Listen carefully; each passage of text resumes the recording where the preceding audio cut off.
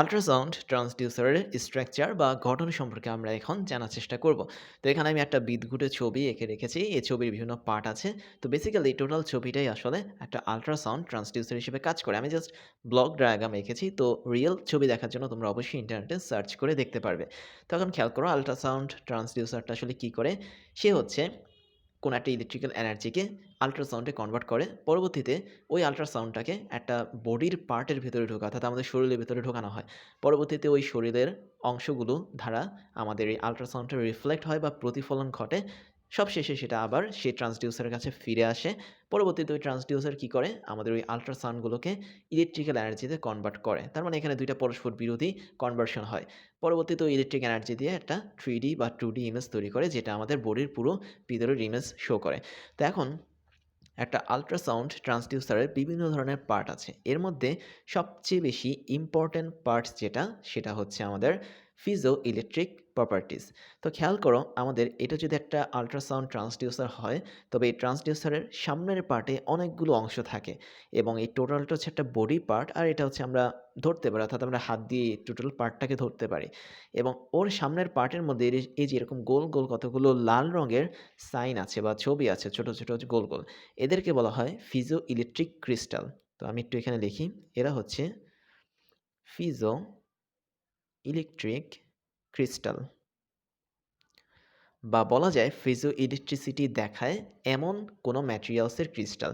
তো এই ক্রিস্টালগুলো আসলে সংখ্যায় অনেক থাকে। কোনো কোনো জায়গায় লেখা আছে যে ১২০টা থেকে ৫৫০টা এরকম ক্রিস্টাল থাকে। আবার কোনো কোনো জায়গায় লেখা আছে যে ১০০০টা বিভিন্ন ধরনের ক্রিস্টাল এখানে থাকে। বাট যেটা যে পরিমাণেই থাকুক না কেন, এদের একটাই কাজ, তারা হচ্ছে ইলেকট্রিসিটিকে আল্ট্রাসাউন্ডে কনভার্ট করবে, অথবা আল্ট্রাসাউন্ডকে পেলে সেটাকে ইলেকট্রিসিটিতে কনভার্ট করবে।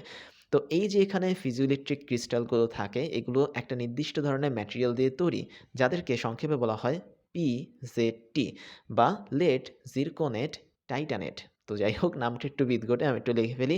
পি দিয়ে মানে হচ্ছে পিবি বোঝায়, অর্থাৎ পিবি মানে হচ্ছে লেড, বা যাই হোক, তো এই লেডের জন্য আমি লিখব লিড।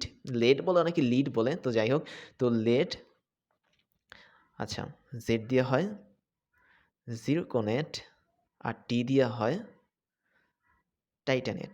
তো এই ধরনের ম্যাটেরিয়ালগুলো দিয়ে বেসিক্যালি আমাদের ফিজিওইলেকট্রিক ক্রিস্টালটা তৈরি। আর এই ম্যাটেরিয়ালটা বেসিক্যালি আর্টিফিশিয়াল, দ্যাট মিনস মানুষ ল্যাবরেটরিতে এটাকে বানায়। বানানোর পর এগুলোকে আল্ট্রাসাউন্ড ট্রান্সডিউসারে বসানো হয়।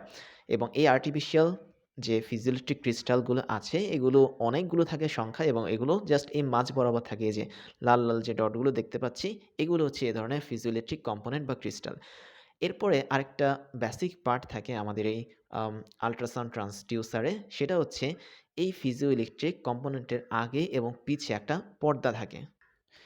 ঠিক সামনের যে পর্দাটা আছে, অর্থাৎ এই কমলা রঙের অংশ, এটাকে বলা হয় MATCHING ম্যাচিং লেয়ার।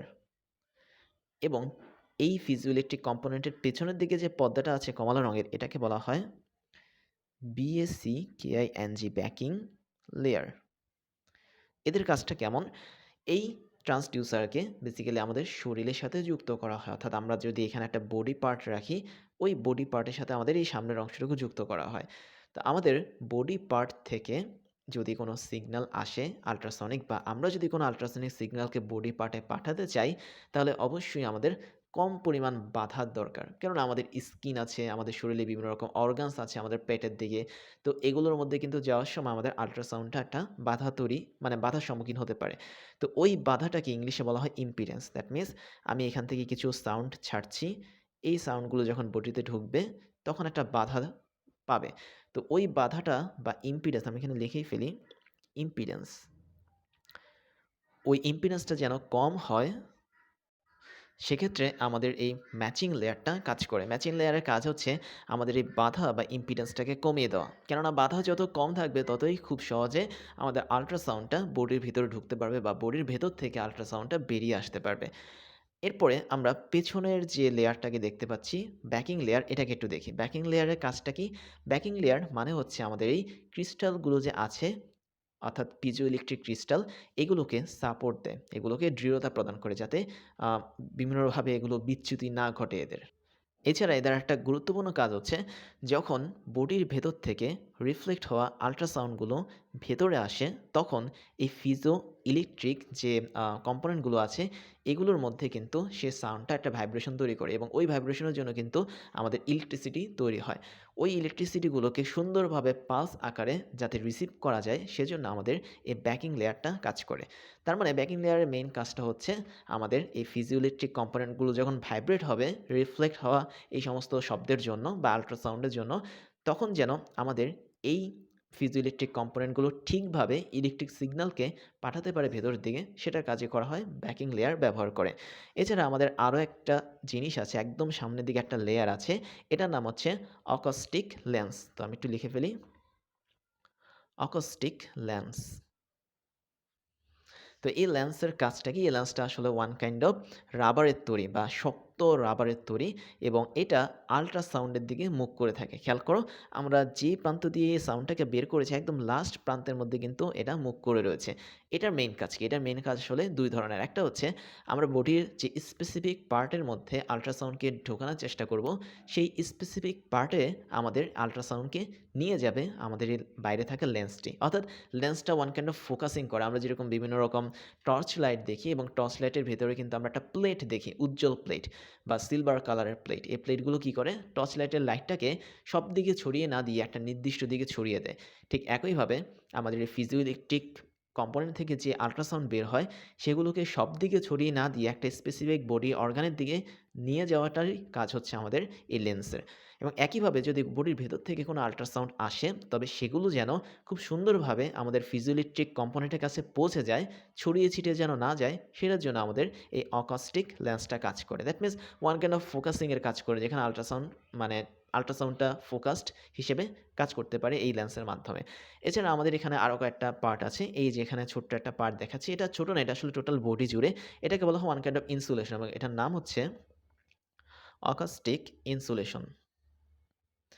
এবং এই ইনসুলেশনটা কেন দেওয়া হয় আমরা জানি, কোনো একটা ইলেকট্রিক্যাল ওয়্যার বা কেবলের উপর ইনসুলেশনটা দেওয়া হয় যাতে ইলেকট্রিসিটিটা বাইরে ফ্লো না হয়। ঠিক একইভাবে আমাদের ট্রান্সডিউসারটা যেহেতু আল্ট্রাসাউন্ড নিয়ে কাজ করছে, তাই বাইরে থেকে বিভিন্ন ধরনের নয়েজ আসতে পারে ভেতরে। অর্থাৎ আমরা যেখান থেকে যে আল্ট্রাসাউন্ডটাকে ভেতরে পাঠাচ্ছি ডিসপ্লেট হওয়ার পর, এই আল্ট্রাসাউন্ডগুলোর সাথে বাইরে থেকে বিভিন্ন রকম সাউন্ড এসে নয়েজের মাধ্যমে যুক্ত হতে পারে। তখন আমাদের সিগন্যালটা কিন্তু ঠিকমতো কাজ করবে না বা আমাদের ছবি ঠিকমতো তৈরি হবে না। তো এই ইনসুলেশনটা বেসিক্যালি বাইরের সাউন্ডগুলো থেকে আমাদের টোটাল ট্রান্সডিউসারটাকে রক্ষা করে। এছাড়া আমরা যখন বডির ভেতরে কোনো একটা সাউন্ডকে পাঠাতে যাবো আল্ট্রাসনিক, তখন ওই সাউন্ডটা জেনারেট করার জন্য আমাদের কিন্তু ইলেকট্রিসিটি সাপ্লাই দিতে হবে। তো ওই ইলেকট্রিসিটি সাপ্লাই দেওয়ার জন্য আমাদের এই যে এখানে ফিজিওইলেকট্রিক ক্রিস্টাল আছে, এর আগে পিছে আবার কিছু ইলেকট্রোড ব্যবহার করা হয়, যেটাকে বাংলায় বলা হয় তড়িৎদ্বার। তো এই ক্রিস্টালের একদম পেছনের দিকে একটা ইলেকট্রোড ব্যবহার করা হয়, যেটা হচ্ছে আমাদের পজিটিভ ইলেকট্রোড। দ্যাট মিনস আমরা যখন কারেন্ট ফ্লো করব তখন তার হায়ার পটেনশিয়ালটাকে জাস্ট পেছনের দিকে অ্যাপ্লাই করব। আর সামনের দিকে আমরা লোয়ার পটেনশিয়ালটাকে অ্যাপ্লাই করব এবং সামনের দিকের এই লোয়ার পটেনশিয়াল যুক্ত যে ইলেকট্রোডটা থাকে তার নাম হচ্ছে গ্রাউন্ড ইলেকট্রোড। দ্যাট মিনস আমাদের ফিজিওইলেকট্রিক ক্রিস্টালের আগে পিছেও কিন্তু ইলেকট্রিসিটি ফ্লো করার জন্য ইলেকট্রোড বা তড়িৎদ্বার থাকে, যেখানে পেছনে থাকে হচ্ছে পজিটিভ ইলেকট্রোড আর পরবর্তীতে থাকে হচ্ছে গ্রাউন্ড ইলেকট্রোড। তো এই ছিল আমাদের টোটাল কম্বিনেশন, যে কিভাবে একটা ট্রান্সডিউসার বা আল্ট্রাসাউন্ড ট্রান্সডিউসারটা তৈরি করা হয়। তবে তোমরা এখানে আরেকটা ইন্টারেস্টিং জিনিস দেখবে, যেটা আমরা আবার পরবর্তীতে ডিসকাস করবো, সেটা হচ্ছে অ্যারে। তো অ্যারে জিনিসটা কেমন? আমরা এখানে যে ফিজিওইলেকট্রিক ক্রিস্টালগুলোকে লিখেছি, এই ফিজিওইলেকট্রিক ক্রিস্টালগুলোকে দুইভাবে সজ্জিত করা যায়। একটা হচ্ছে লিনিয়ার, আমি একটু লিখে ফেলি, লিনিয়ার অ্যারের মাধ্যমে, এবং আরেকটা হচ্ছে কার্ভিন লিনিয়ার অ্যারের মাধ্যমে। তো এই ধরনের অ্যারেগুলো কিভাবে কাজ করে, মানে কিভাবে এদের মাধ্যমে আমরা ফিজিওইলেকট্রিক ক্রিস্টালগুলোকে একদম ট্রান্সডিউসারের সামনে রাখবো, সেটা নিয়ে আমরা পরবর্তীতে আলোচনা করব।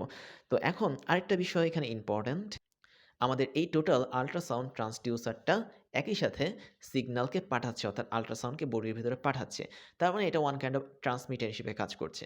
আবার বডির ভেতরে যখন আমাদের আল্ট্রাসাউন্ডগুলো রিফ্লেক্ট করে বের হয়ে আসে, সেটাকেও এটা কিন্তু আবার রিসিভ করতে পারছে এবং সেখান থেকে একটা ইলেকট্রিক্যাল সিগন্যাল বের করতে পারছে।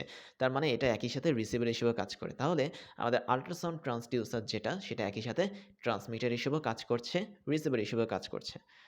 দ্যাট মিনস এটা একই সাথে আমাদের ট্রান্সমিটার, একই সাথে এটা আমাদের রিসিভার, মানে ওয়ান কাইন্ড অফ হাইব্রিড মডেলের বডি এবং ফাইনালি আমি এখানে কিছু পানির মতো জিনিস দেখিয়েছি। যদিও এটা পানি না, এটা হচ্ছে ওয়ান কাইন্ড অফ হাতল বা বডির লাস্টের পার্ট ধরতে পারো। অর্থাৎ এই পার্টগুলো আমরা এখানে ধরে এই যন্ত্রটাকে কন্ট্রোল করতে পারি। তো যাই হোক, এটাই ছিল আমাদের টোটাল আল্ট্রাসাউন্ড ট্রান্সডিউসারের গঠন এবং একই সাথে বলে রাখি যারা এখন ইউনিভার্সিটিতে পড়ছো তাদের জন্য ক্রাশ স্কুল নিয়ে এসেছে অসাধারণ একটা প্ল্যাটফর্ম, সেটা হচ্ছে ক্রাশ স্টোর। তো ক্রাশ স্টোরে তোমরা তোমাদের পছন্দ মতো ইউনিভার্সিটির যে কোনো কোর্স খুব স্বল্প মূল্যে 90% ডিসকাউন্টে কিনতে পারবে। অর্থাৎ ১,০০০ টাকার কোর্স মাত্র ১০০ টাকায় কিনতে পারবে তোমাদের পছন্দ মতো। তাই তোমাদের জয়েন করতে হবে আমাদের ক্রাশ স্টোরে। ক্রাশ স্টোরে জয়েন করার জন্য তোমরা আমাদের অফিসিয়াল ওয়েবসাইট thecrashschool.com এ গিয়ে জয়েন করতে পারো অথবা আমাদের ভিডিও ডিসক্রিপশন বক্সে থাকা লিঙ্কে ক্লিক করেও তোমরা জয়েন করতে পারো আমাদের স্টোরে। একই সাথে বলে রাখি, শেয়ার করে ফেলো আমাদের এই ভিডিওটি, সাবস্ক্রাইব করে ফেলো আমাদের ইউটিউব চ্যানেলটিকে এবং অবশ্যই বেল আইকন প্রেস করো যাতে আমাদের তৈরি করা যে কোনো নতুন ভিডিও খুব সহজে তুমি নোটিফিকেশন আকারে পেয়ে যেতে পারো।